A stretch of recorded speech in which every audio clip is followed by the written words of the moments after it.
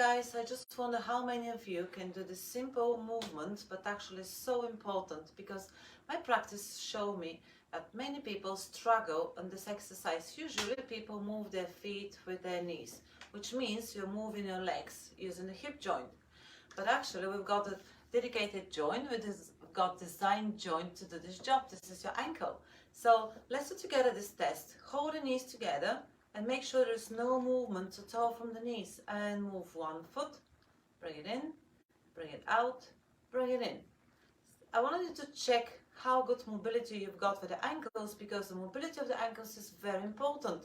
This is our ability to adjust the body, walking on different surfaces. You may walk on the grass, you may walk on the sand, you walk on a solid surface, you change your shoes, and this is how our ankles adapt according to the situation.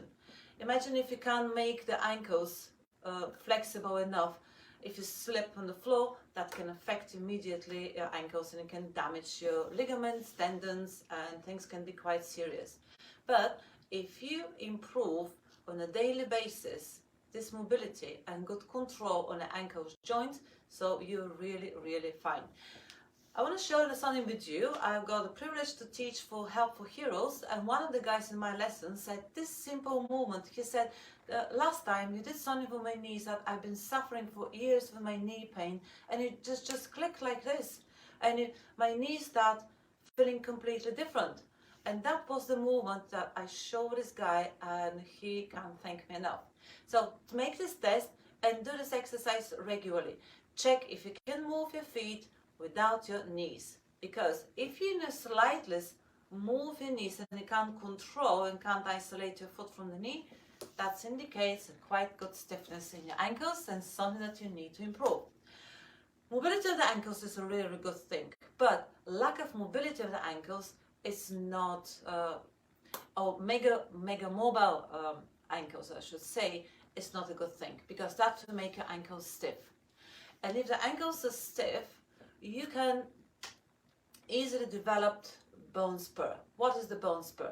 When we wear uncomfortable shoes or develop the habits to work on one side, or we put too much weight on our body and the body starts changing the way how it's aligned, then the brain sends a message that the joint is weak and needs support, and start building bone to support the joint. And the bone spur hurts only when it's growing, like the teeth. The teeth hurts when they're growing through the gums. Once they're out, job is done.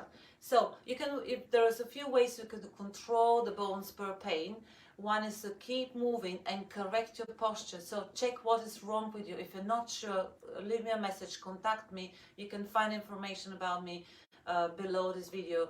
And I can give you some ideas. We can make diagnostics of the body and see what is wrong. So mobility is a good thing, but also stability of the joints is another important thing. How can you check the stability of the joints? If you don't have a resistant band, a rubber band like this, you can easily improvise at home with a scarf. You can take any scarf or long towel and put your foot in. So when you put your foot in, there are two things you need to watch. Can you move your foot just up and down without even wobbling slightly on the left or slightly on the right? And you need to control this foot to move just in one position. If it's shaking, if it's stable, this is what indicates where the problem is, and you need to control it.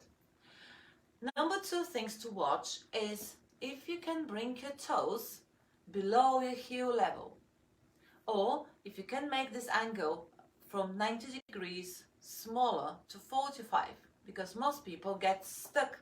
Their mobility is just this much.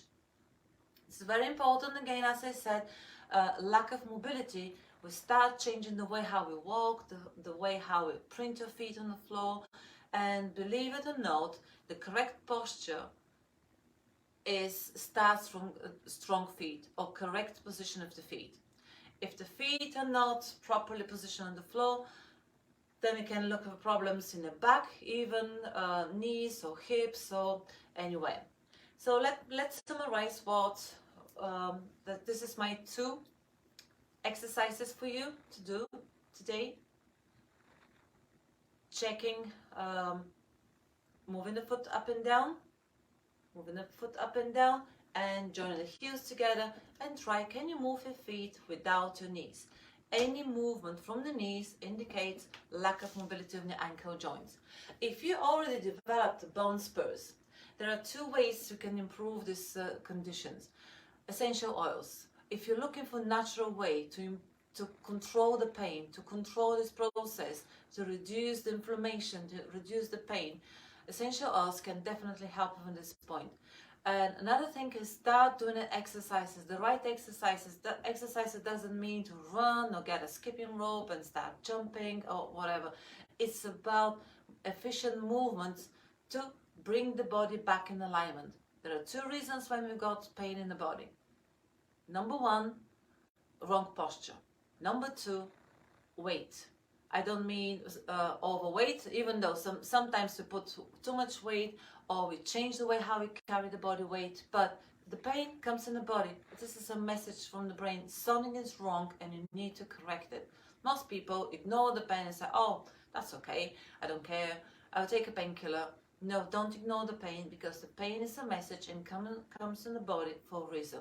So that was all from me for today. 5 minutes for Pilates. I hope you enjoyed. Leave me a comment if you have any feet problem, how you cope with this, what do you do, have you noticed what's the result of your test, did you manage to move your feet without the knees, and how stable your foot was when you move it. But definitely use either resistant band or scarf, because that can control and stabilize the ankle and moving the foot in a better controlled way, rather to have it just quick. Don't copy the movement. Remember, what's the feeling like when the foot is so stable and I can't move? You notice after 5-6 reps the foot will start shaking and it's so difficult to control. This is when you have to be precise and very slowly, very controlled. Continue up to 10 reps. Do twice 10 reps each leg. And leave me a message, leave a comment, contact me to tell me how did it go. So thank you very much for watching and see you again next Wednesday.